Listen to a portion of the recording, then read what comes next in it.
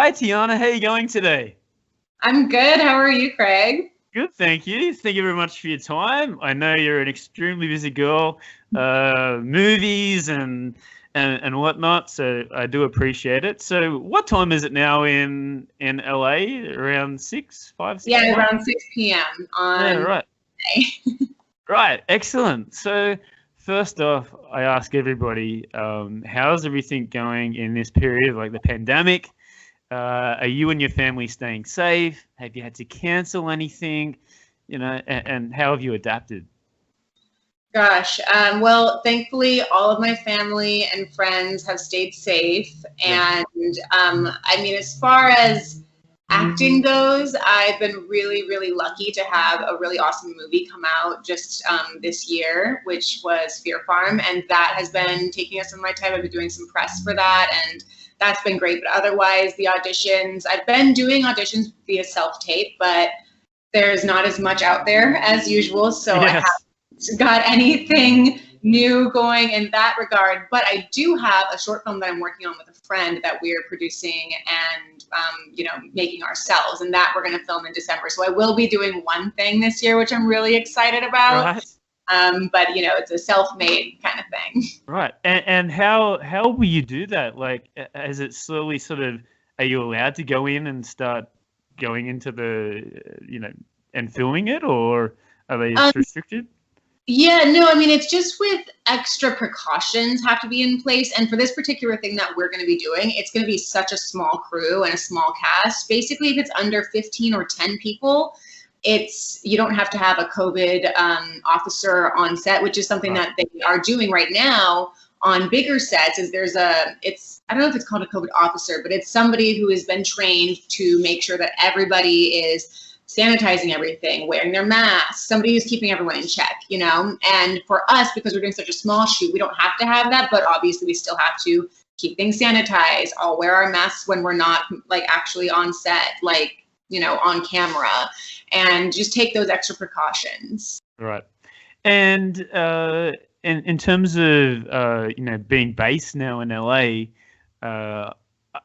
all I see in LA at the moment on the news, which is a shame because I see a lot of bad things. But how are you? Are you okay? And how is LA? Like, I've been there maybe 3 or 4 times, and I've got some real good friends there. Is everything okay over there? I mean, things are fine. The fires have obviously been a really big deal. Right. Those have calmed down a bit. I mean, there's still some stuff going on, but the sky is not completely smoky anymore. I know you guys over in Australia were dealing with that, so you understand what we were going through over here. And it wasn't even nearly as bad here as it was, say, for my parents in the Bay Area. Actually, they were having, way before us too, in August, they were having just smoke-filled skies, ash on the cars, like raining ash all over the place. It was really, really crazy, and it's not over, but it's definitely a lot better down here now than it was, and otherwise, we've got protests and things still going on. Nothing is as intense as it was, say, back in June, as far as that goes. But I mean, it's important. It's important for everyone to speak up, and I did one protest myself.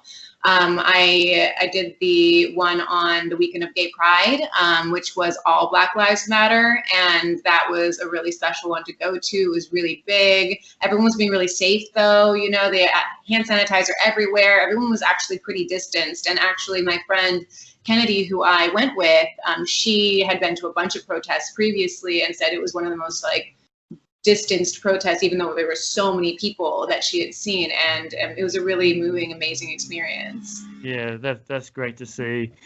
I would love to come back there as soon as possible when the borders open up and get back there and do some more, because it's a huge place. So you were talking previously about the new release of your movie, and I think looking at our messages and emails, I actually asked you in April. So it's been a long time coming. So Fear Pharm is your new film. It came out, was it October? Was it September? It was September 15th. It came out on September 15th, but we're still pushing it, of course, because it's perfect for spooky season. So yes, that's right. Definitely, I'm going to keep on posting about it and talking about it until Halloween, and then I'll be like, okay, now I'll go. So let's go right back to when it first started. Like, how did it all come about? Was it management? Was it you that found this role? And tell us how the procedure of the casting was. Yeah, so my manager, Constance, she got me this audition, and this was 2 years ago. I shot this film 2 years ago. She sent me the audition. I saw it and I was so excited because the role was described as Ronda Rousey meets Michelle Rodriguez. And so it was just so obviously like, you know, this very like kind of badass girl, like tough chick kind of thing. And that was super fun for me. At that point, I'd been boxing for about 2 years, personally in my life. And so I was, so excited. I can maybe utilize this in this role. How cool. And I went over to my manager's place. We self-taped it together because she's also my acting coach. And it was really awesome, actually, because I had a really emotional scene that one of the audition scenes was a very emotional one. And I did it and I was feeling good about it. And she knows me really well and was just like, that was good. And if I didn't know you so well, I would say we should send that in. I want you to voice. And I was like, okay, all right. She's like, just get in it, whatever you need to do. And then I did it. And then after I did that take, she was like, okay, there we go. Now we can send that in. And I booked off of that one tape. Yeah, right. Wow, that's amazing. Yeah. And then like watching it, it's all action. There's emotions. So tell us about that. And also, I do believe Emily, who was a part of it, she's been in 2 films with you now. Is that correct? So yeah, was that just coincidence, or was it, you know? It was kind of coincidence, kind of just who you know. So Dante York, who's the director of Fear Pharm, actually was the DP on Rancala, the final level, Escaping Rancala, which is the other film that I was in with Emily. And he also he was director on that. And they actually had another girl in my role, and she dropped out due to scheduling conflicts. I'm talking about Rancala. Right. And so he called me and asked if I would maybe come in and read for it because it would be, you know, a good type for me. And, you know, it was kind of a last minute thing. So of course, I went in, I read for it. And it was actually really funny because I had no idea Emily was attached to the film at all. Right. And I came to this casting room and I see her sitting there to be my scene partner, like reading with me. And I'm just, oh my God. And it was just so cool. And we had so much fun on that set. It was meant to be, right? Yeah, totally. And it seemed that you worked very well with her as well in the film. And like you said, there was lots of like action in there, you know, lots of running, lots of, you know, I don't want to give too much away, but you know, yeah. but like in terms of training and sort of preparing for this, how long did it take you to prepare for this? Well, you said that you had boxing training. Yes, yeah. Thankfully, I had that under my belt already, and about 2 years of that. And then when I got the role, I had about a month or so, maybe less, until I went on set and started shooting it. And during that month, I boxed more. I went like 2-3 times a week to my boxing coach, and then I went on to set. But I'd never done my own stunts before. I mean, I'd never had a movie where I did stunts before. So it was really cool to see the difference between actually boxing, because, you know, that's when you're actually hitting stuff, right? But when in stunts, you have to fall short. You have to make things look like you're hitting it, but it has to be completely safe. And so that was a new challenge in and of itself. And I didn't start training for the actual stunts with the stuntman until the day I got onto set. Right. But trained every single day. The moment I got there, I think we started shooting like the next day or so. And the moment I got there, we made a meeting. We started our first stunt training. And every day when I wasn't actually shooting, we were basically training, Mario and I. Mario also happened to play the clown, Andy, in the film. So he was the stunt coordinator and the clown. And he was great to work with. Yeah, right. And in terms, and with the cornfield as well, like I've seen pictures of you, like when you're not when you're not acting, you're all rugged up. So where was this? And is this an actual real? Did they do it just for the film, or is it actually? Can you go in there and? Oh yeah, it's a real place. It's totally a real place. It's a huge corn maze. I can't remember what year, but there was a year where it won the Guinness Book of World Records for like the largest corn maze in the world. And it is in Dixon, which is like a little bit outside of Sacramento. Right. Okay. And they do this every year. I don't know about this year. I mean, I'm sure it's there, but I don't know if it's open. But normally every year you can go to this corn maze, and it's not actually a haunt the way that in the movie it was meant to be a haunt, but it is a really tough maze. It's like you can get lost in there so easily, and once it gets dark, it is so dark in the corner. It really is. Yeah, like pitch black. Yeah, this is like Totally. Yeah, because that's what like when in the movie, like you start like late in the afternoon. So when you actually, again, don't want to give it too much away, but when you start going to the maze, it almost turns into dark. So wow, it's great. And why did it take so long to sort of come out? Was it because of the pre-production? Was it because of COVID that sort of stopped the pre-production, or? I'm not completely sure why it took so long. I'm honestly glad it did, though, because it was able to come out this year when everyone's at home looking for new stuff to watch. Like it kind of worked out in that way. But I think just post-production took a lot longer than they expected, and also just getting everything set up with distribution the way that they wanted. It took a bit long, which sometimes, the politics of everything just sometimes takes a while. So I'm not completely sure, but either way, I'm glad that it did come out this year, because it gives people a new awesome horror film to watch in the Halloween season when they're not going out to parties because there are no parties. So what are you going to do? You're going to watch a movie. That's right. And I don't know if it's fake news or anything, but I was reading online that there might actually be like a Fear Pharm 2.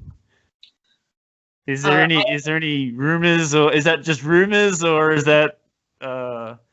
So that is true. Oh, but if you've been reading about it, then it exists. So yes, so it absolutely, there is a Fear Pharm 2, and it's really exciting. I think it's going to be really cool, and I don't want to really say much more, but. Yes. I think you should stop. And I can wink at you, right? Just like, yes. Yeah, maybe. I don't know. Let's go back now to like where you grew up. So I do believe that you grew up in San Jose. Well, actually, I grew up in Morgan Hill, which is about a half hour south of San Jose. But I also kind of grew up in San Jose because my family is, my extended family is all in San Jose. My mom is Mexican, and her whole family, we have a big Mexican family. Everybody lives, at least when I was little, everyone still lived in the Bay Area, all of her 5 brothers and sisters. And so I had a bunch of cousins that I grew up around, and my grandma and grandpa still lived in the same house that my mom grew up in. So I spent a lot of my childhood halfway between my grandparents' and cousins' houses and my own house in Morgan Hill. Right. So how is your Spanish, by the way? Oh, it's terrible. It's one of those things where, it's just the time that I grew up in, and when my mom was growing up, she was growing up in the 60s, and my grandparents were of the era of you don't teach your kids Spanish at that time because you want to Americanize your kids. Yes.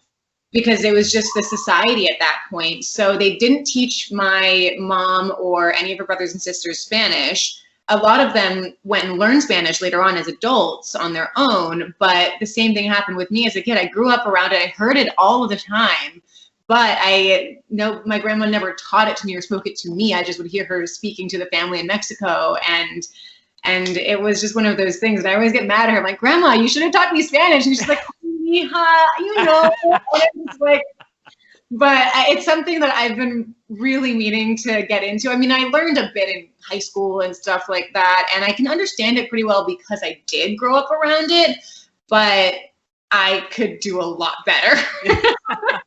Well, the funny thing that I noticed in San Diego is is sort of close to the border. I'd go into a shop and they'd go, "Hola, hello," and then they'd say the first thing in Spanish first, and then they'd say English, and it's like, "Hello, could I get this, and they go, "Oh, okay, no problem." But yeah, there's a very still Hispanic sort of place. So I wanted to ask, like, were your family in the entertainment industry? Like, is that what the reason why you wanted to get into it? Gosh, no, not at all. My dad's an accountant, and my mom was a jeweler when I was little. And then when she worked with my grandpa, who owned his own jewelry shop, and they worked together as jewelers. And then when he sold the shop, she went and she started working with my dad, just, you know, as an office clerk, like payroll clerk. And so they were not in the entertainment industry at all, like nothing close to it. But I started doing musical theater when I was 8 years old, just in my, you know, Catholic school plays and just local stuff. And that's how I just fell in love with it. And I was always such a ham as a kid. I always just wanted to perform and just be, I was very out there. I would go out in like these dress up costumes. I remember so vividly this one time when I was a little girl, I went to get ice cream with my dad, and I insisted on wearing this full Cruella de Vil costume with like a veil and everything. I'm like eating my ice cream, like lifting up my veil to eat my ice cream. I was just always like wanting to be these characters ever since I was little. Yeah, right. And with the musical as well, are you still singing? Because I also saw on your Instagram that you played a bit of the drums as well. Is that true?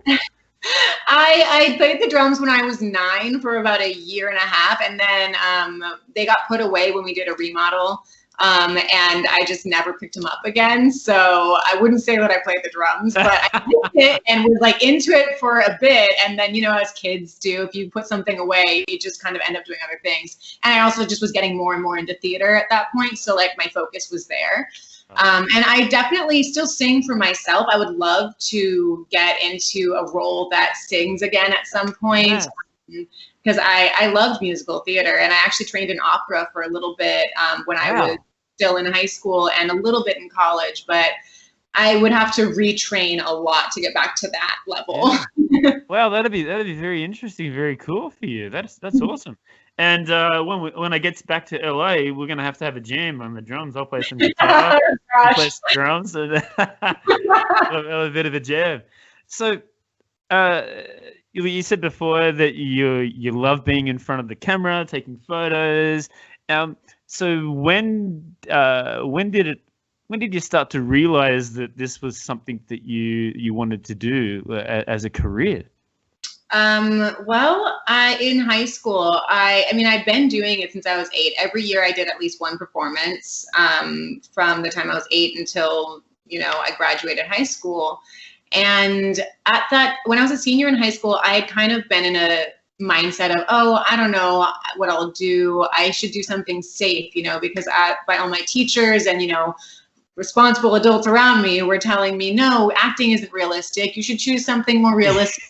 And so I thought that way, but then I did a play in my first semester of my senior year in high school, and it was called Necessary Targets. It's about a refugee camp in Bosnia in the war in the 90s. And it was a very, like, you know, intense play for them to let high schoolers do. I was really surprised they let them do it, and it's totally awesome. And I did this play. It was, you know, only 6 or 8 roles. It was a very small cast, all women, because I went to an all-girls Catholic school. So it was, you know, a great type of, you know, play to do when it's all women.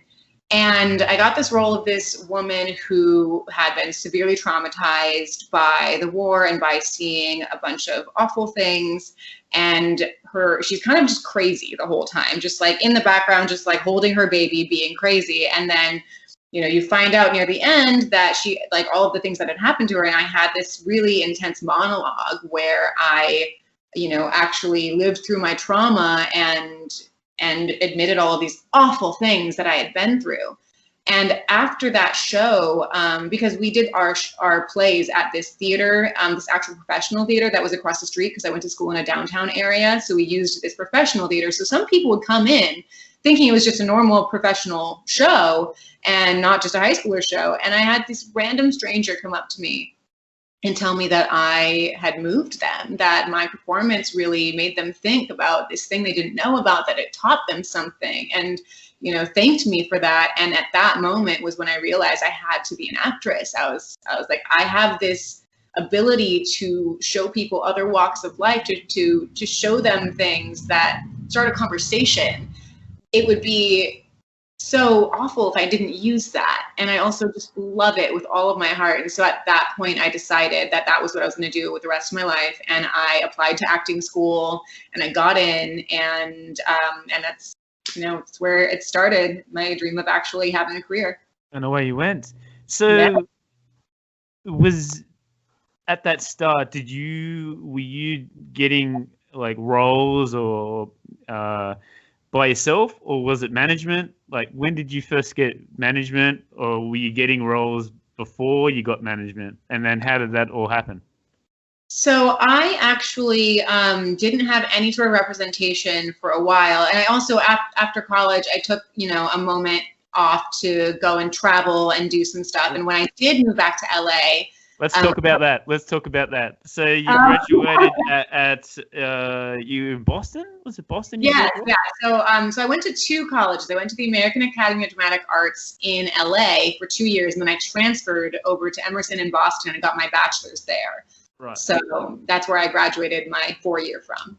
Right. And now let's talk about travel, just getting off topic for a little while, because one of your main headings is traveling obsessed.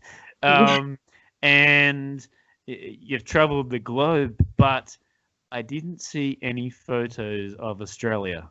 Have you been to Australia? No, I haven't been to Australia yet. Right. It's on my list for sure. It's a very long list, you know, it's kind of the whole world. So, yes, that's right.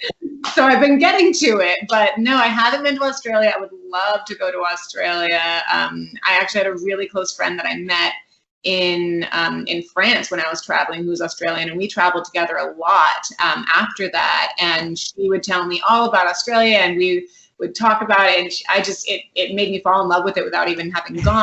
And I really want to go, but it is such a commitment to go to Australia. It is. That's right. Yes. It is just like the flight and the time changed everything, and so it's not like you can just go for a week to Australia. Whereas I can go for a week to England because it's not that bad. But Australia, you're like, okay, I need like at least 3 weeks to go to Australia, you know? You do. And that's the thing, when people haven't been here before, the distance between the cities are quite big as well. So, you know, from Perth to Brisbane is like from LA to New York. So it's a huge country. Yeah. So it's like, some people go, oh yeah, I'll drive from Brisbane to Sydney, and it's like, you better get a flight. You know what I mean? So, you know, you can do your little things along the way. So, yeah, more than welcome to come out here and show you the around. But one thing that I saw in one of your travels, and it's so weird because I did exactly the same thing.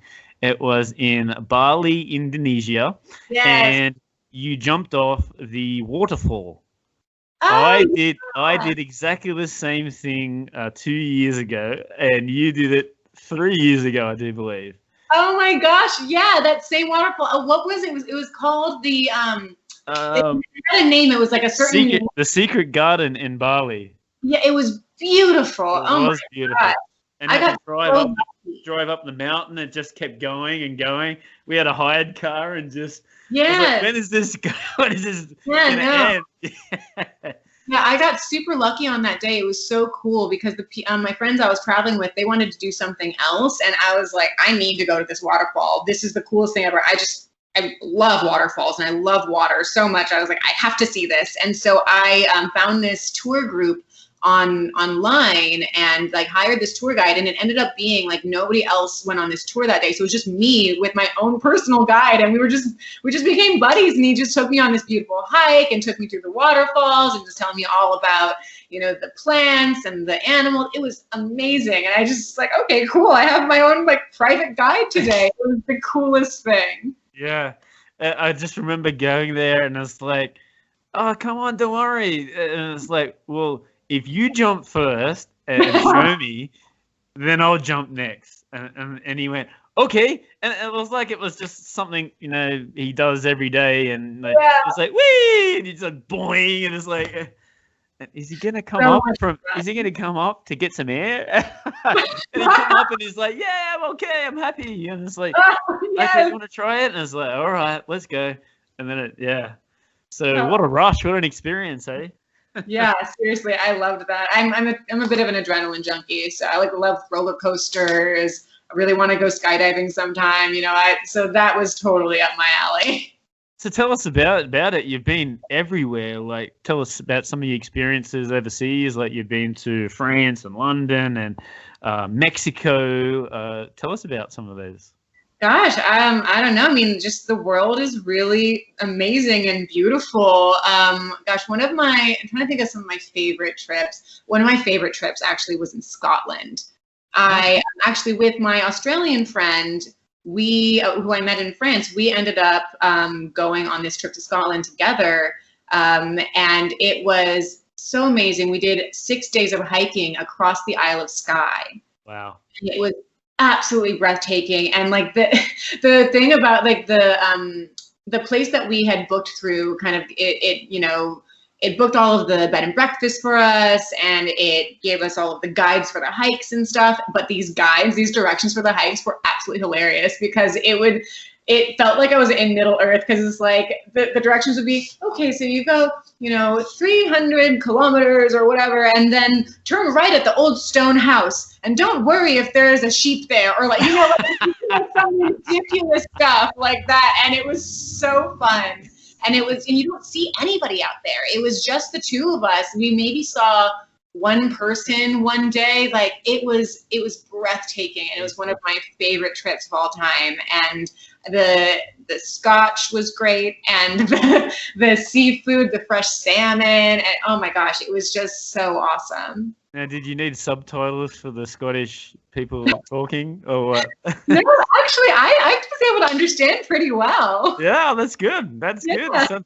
Sometimes when you watch a Scottish film or you watch a Welsh film, sometimes it's like they've got that real strong accent, and it's like, even though I need subtitles for that, buddy, you're just talking.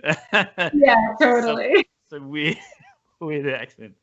All right, so let's get back to your management. Management, and so you said you did get some casting roles without a management. So I only got one without management, and that was Beauty Brains Personality. It was this really cute little comedy that I did, super indie. It's in the festival circuit right now. Yeah. And then after that, so my acting class that I'm in, which we call ourselves the Tribe, and my coach there, Constance, she also owns her own management company. Right. And she, after me being in class for, I don't know, maybe I'd been in class for about a year or 9 months or something like that. She contacted me and said, how would you be interested in becoming one of my clients? I think I would like to represent you. And I was like, absolutely. She's absolutely incredible. She has some really amazing clients, such as Sanaya Sidney, who had her own series on Fox, The Passage. Shelby Simmons, who is currently one of the cast members on Bunked.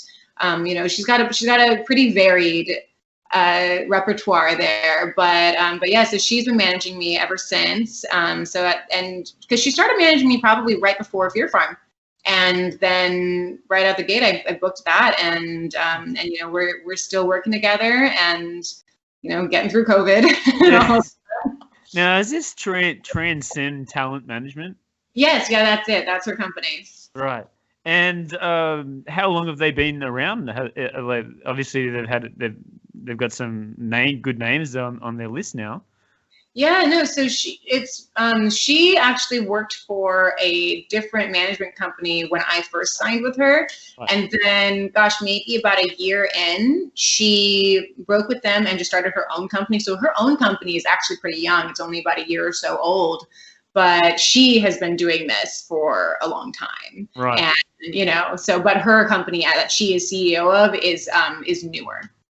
Now, how important is it to have like a management that you can rely on, and you know, because I've heard some horror stories on this podcast of previous, you know, actors with their management. So why is it important to have such a real good management? You know? I think it's just, you know, somebody who's on your team. You know, they call it a team when you have, you know, your agent, your manager. I currently don't have an agent yet. But when I do, that'll be my, you know, my team, or your publicist, and all these people that are working for you, with you, to achieve your dreams, you know. And I think it's just so important to have people on your side that know the business side of things, that have been around the block, especially when you're starting out like me. You know, I've only been professionally acting for a few years now. I've been doing it for my whole life, basically, but professionally only pretty recently. And there's a lot to learn from people that have been in this for so much longer. And I think it's pretty important. But I mean, you don't need to have it right away, because you can obviously book things without management. And it's only like if you really connect with somebody, you know, like that's the thing, is that I really connect with Constance. She's incredible. And if I didn't, it wouldn't have made sense for me to sign with her, you know? Of course. Absolutely. And coming, you know, you're in LA now. When did you first move there? And was it difficult at first to sort of fit into the LA scene, as it would be? Like, you know, it's a big jump from going from Morgan Hill, yeah. Morgan Hill, yes. Yeah, so tell us about that, like your first impressions of LA. Well, I first moved here, you know, right out of high school, when I went to the American Academy. But at that point, I did not like LA at all. But I can tell you why. It's because I was living in Hollywood without a car. So it was like I couldn't go anywhere. I was stuck within this, you know, few block radius. And so, of course, I was like, oh my gosh, what is this? This is so not fun. But once I moved away, went to Boston, and then came back and visited some of my friends from the Academy who had moved, you know, into other neighborhoods, I came and visited a friend who lived in Echo Park, and was like, oh my God, wait, this is actually really cool. I could live here. Awesome. And so when I moved back to LA, a few years ago, I moved to Echo Park and found that East LA was really my vibe. I think that's the thing about LA. It's so vast that, you know, you really have to find your community, your niche, because different vibes for different people. You know, some people love West Hollywood. Some people love Santa Monica and Venice. I'm totally just an East LA girl. I now live in Highland Park, and it's super cool. It's still family oriented, and it's not too crazy. I really like it over here. And you have the San Gabriel Mountains, and I think it's pretty beautiful. Lots of hiking, lots of swimming. Yeah. I love hiking. So yeah, the San Gabriel Mountains is only like a 40-minute drive, and then you can do all of these hikes at your disposal, and it's really gorgeous over there. That's great. 2012, you were part of a short film. You got credited for Best Days. Yeah, it was just a friend's project that I did, you know, very like I was doing that, you know, when I was in college, and totally just experimental, like first time I was, you know, in front of a camera, like actually, and, you know, just really just a thing between friends. Good experience. You know, yeah, no, it was fun, totally. Yeah. But not something that I'm going to recommend anyone for my acting abilities at that point. Oh, you got to start somewhere, you know. Yeah, exactly. I mean, at that point, it was like I was still in school. I was very much just, trying to get experience. So that's like anything that I did prior to like 2018 was totally just usually school friends or, just friends of friends projects that I was doing to get experience and just kind of like understand what it was like to sort of be on set. And, they were just things I did for free, for fun, and just, yeah, totally that kind of stuff. So not really, I wouldn't say that I did anything professionally until Beauty, Brains, and Personality. Right, Beauty, Brains, right. So what was your first sort of role on screen?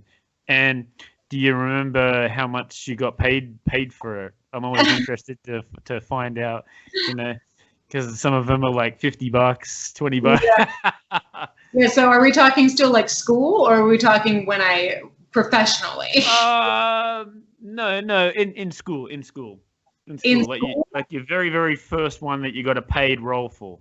Oh gosh, I didn't get a paid role when I was in school. So the first time I ever got a paid role was Beauty, Brains, and Personality, right, actually. And so that was 3 years ago. No, it was like 2.5 years ago that I shot that. And that I got paid $2,000 for 2 weeks of shooting, and it was based in LA. And yeah, I mean, it was a comedy. I'd never really done comedy before, so it was super fun for me to get into a totally different kind of role than I had experienced. And do you like with your own personal watching movies? Do you like watching comedies as well? Is that something that I don't know anyone that doesn't like comedies. There's you laugh, right? Yeah, that's right. I love comedies, but the movies that I really love are definitely more dramatic, and I really love period pieces. So like that's kind of my dream is to really be in as many period pieces as possible. I love them so much. That's so cool. That'd be really cool to see. So 2018 was when you said that it was like professionally. Yeah. So Beauty, Brains, and Personality. Yeah. Played Jessica. Yeah. But again, a bit like Fear Pharm. It only has been released like this year, right?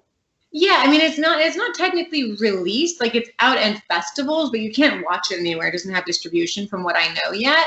And, and it's definitely like a very silly little indie comedy. You don't expect anything super like crazy big budget, but it was super fun. And like the writing it's funny.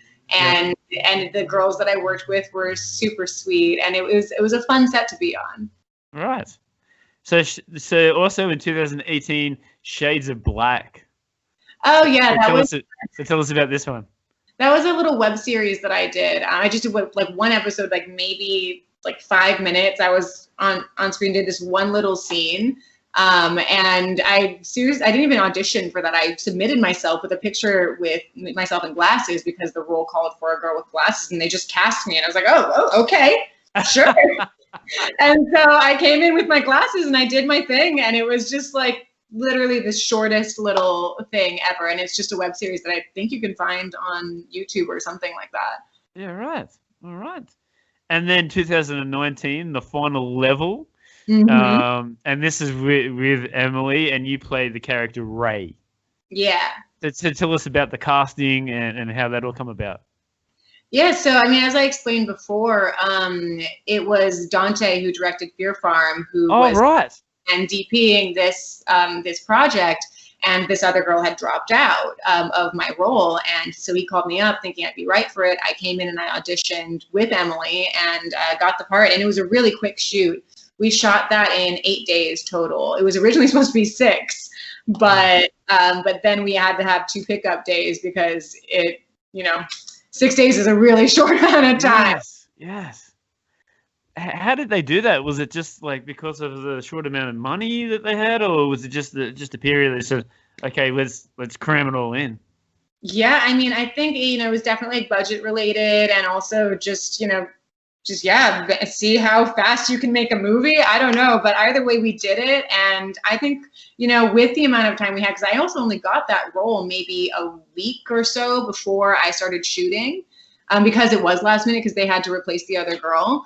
So, it was all like such a concentrated amount of time, but I think what we ended up making was pretty cool. And it's like definitely like just a fun, silly, like family friendly video game movie, That's great. And then last year, you did Psycho BFF. Now, I watched a little bit of it, and I've watched the short of it. Tell us about this as well. Looks like a very, very interesting, exciting thriller.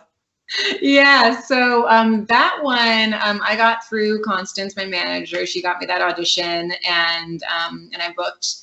I did a callback for that one. I didn't book straight off the tape, but I did a self-tape first, and then went in for the callback. And I actually had originally read for the role of Olivia, who was the main character, but they ended up going a different direction with her look and everything, but they still wanted to cast me. So they cast me as her best friend, Liberty, who she basically kills in the beginning. I don't really think that's a spoiler because it happens within the first 5 minutes. So, it is kind of the premise of it. So yeah, I'm only in about the first 5 minutes or so, and then I have a few other little bits later on, but it was a small role, but it was still really fun. And funnily enough, completely unrelated, which is so crazy because I did get this through my management.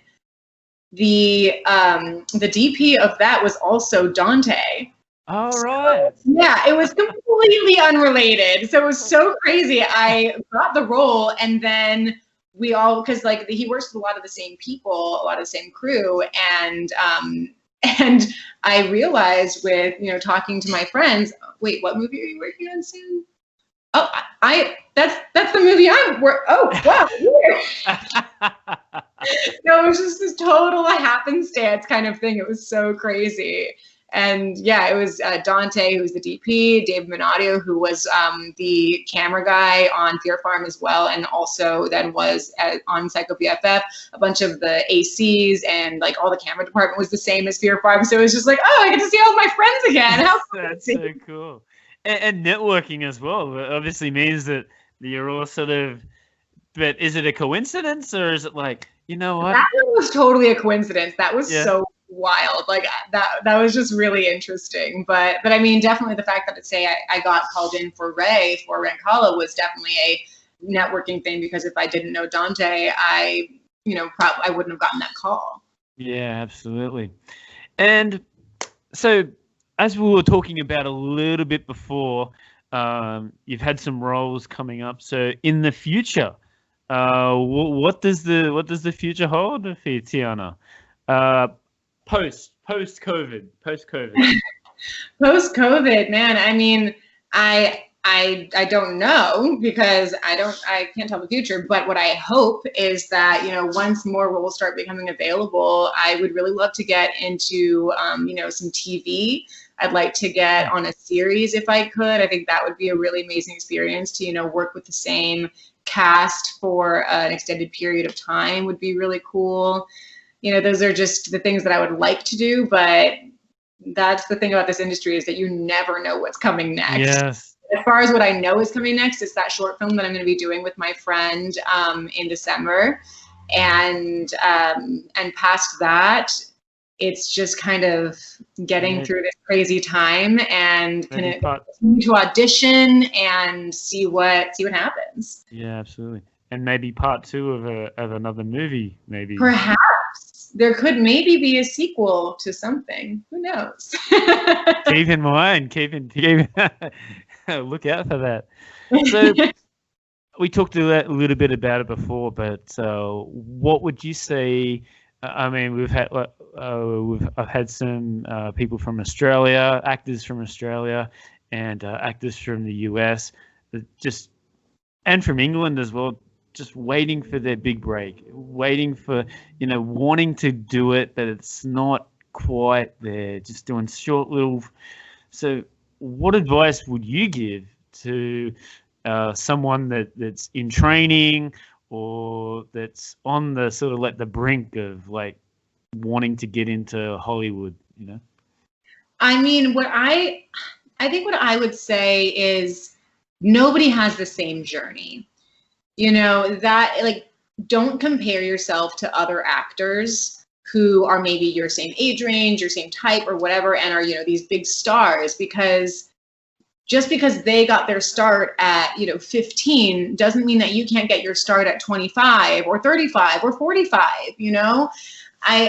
I think that's something I've had to remind myself a lot, because it's really easy to be like, oh, but like this girl is younger than me and she's doing so much better. Like, what am I doing wrong? It's like, actually, I'm not doing anything wrong. I'm just on a completely different path.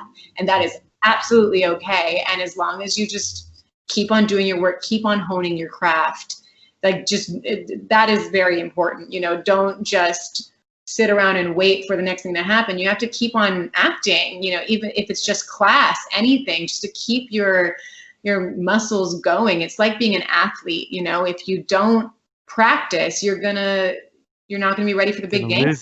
That's right. Yeah, for the big call up. Sorry, I forgot to ask one thing. I noticed that you've also been a part of a film clip as well. A what? A film clip, like a musical video clip. Oh, yes. Yeah, recently? Yeah, can you tell us about that? Yeah, so that is so exciting and awesome. My best friend and roommate, Shannon, she goes by Munny as her musical artist name. She's an incredible musician. I mean, I really think that she's going to be something big. Keep looking out for her, because she is awesome. She just came out with her first single, All the Way Down, and I got to be part of the music video for it, which was really, really fun. I got to basically play her, because we put me in the same wig and outfit that she was in earlier in the music video. It was this whole kitschy thing. Her whole thing is, you know, kind of campy, fun, not taking yourself too seriously, but like she's singing about, you know, being really sad, but in this super catchy pop way. And it's so awesome. And that was a really awesome project to get to be part of. And it was just us and our friends who are, you know, filmmakers and artists who just put this together totally on our own dime / you know, free. And it turned out to be a really amazing video that I think everyone should totally go check out, for the video and the song, because she's awesome. So give us just a plug, a shout out to where you can see that film clip. So if you want to watch the All the Way Down music video, you should go to YouTube, type in Munny, M-U-N-N-Y, All the Way Down music video, and you should be able to find it. And if for some reason it doesn't show up, go onto Instagram, go to Munny Music, which is Shannon's handle. It's M-U-N-N-Y, M-U-S-I-C. And the link is in her bio there, and you can definitely get it from there, and also follow her because she's great. Absolutely, absolutely. And finally, let's talk about anything that you want to promote. Obviously, your film and your social medias. Yeah, so I mean, definitely everyone that likes horror comedies, Fear Pharm is really, really awesome. I'm super proud of it, and it's called Fear Pharm with like a PH farm. So, you know, it could be typo otherwise, but Fear Pharm, totally check it out. It's perfect for spooky season. And then as far as my Instagram, it's Tiana, Tiana _ Tuttle, and you can totally follow me there and see what I'm up to. Awesome. Absolutely. All right, Tiana, before we go, I just asked a couple of like quick, short questions, and you just give me the first answer that sort of comes into your mind, and then we'll finish it off from there. All right. Are you ready? Okay. Yes. Can I get your top 3 musical artists? Ooh, Lady Gaga, Munny, my best friend, and I'm really into Dua Lipa right now. Awesome, that's great. And do you have? Is there one or a couple of inspiring new actors that you could recommend besides yourself? New actors, as in like people that I personally know or kind of level with me? Yeah. Well, I mean, I think Emily is great. Emily's sweet. We've obviously worked on 2 films together, and I really love her. And totally check out her stuff. My friend Kennedy C. Hall, who I'm doing this short film with in December, she's a phenomenal actress. She doesn't have too much work out there at the moment, but I swear she's going to be something big, because she is one of the most talented actresses I've seen ever. Like, she's incredible. Yeah, right. All right. Look out for it, guys. All right. And your 3 top all-time favorite movies. Ooh, that's a difficult one.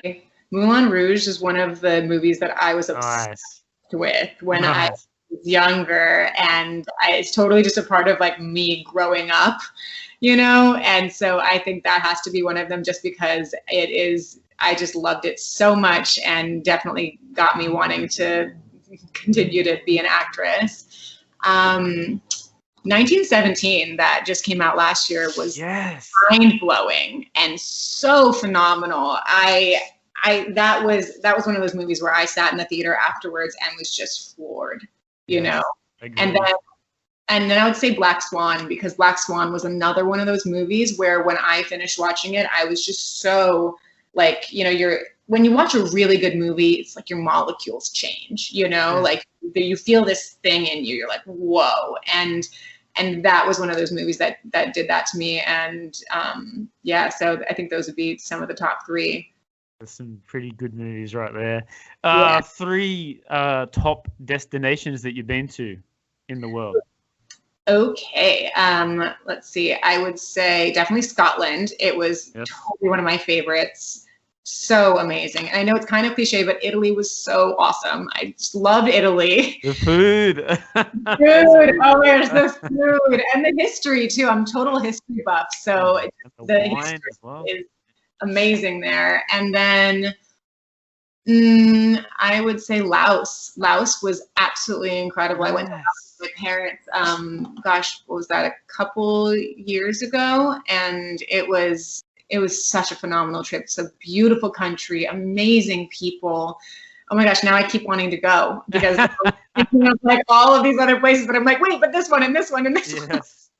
Oh, Tiana, everywhere, I've traveled to Southeast Asia a lot, and I've lived in Shanghai, and everybody says you must go to Laos. It's gorgeous, and and the food is amazing. Just the culture is phenomenal. I highly suggest it. I actually had the coolest experience. I got to go to a Laos wedding at this like little farm town, like in the middle of nowhere, because we had this guide on a hike who invited us to his cousin's wedding. And so we went, and it was so weird, definitely the only Westerners there, and they had us like dancing with them, and we drank so much Lao beer, it was a lot. But yeah, it was. I just love that country so much. What an experience! Wow. Yeah. Great. And finally, who is your biggest hero / inspiration? I would say Michelle Williams. I think she's a phenomenal actress. I've loved everything she does, and she really gives it all. She really gives it her all, and I respect her so much as an actress, and would absolutely die to work with her someday. If she's watching. Right? Hey, Michelle, what's up? Thank you so much, Tiana. Truly inspiring. Your career is here, and it's just gonna go like that. And I can't wait to watch it and continue to see you grow. Make sure you put Australia on your list of places to come. Oh, it's there. And all the best for the future. Thank you so much, Craig. It was really great talking to you. Not a worries. All right. Thank you. Thank you. Bye. Bye.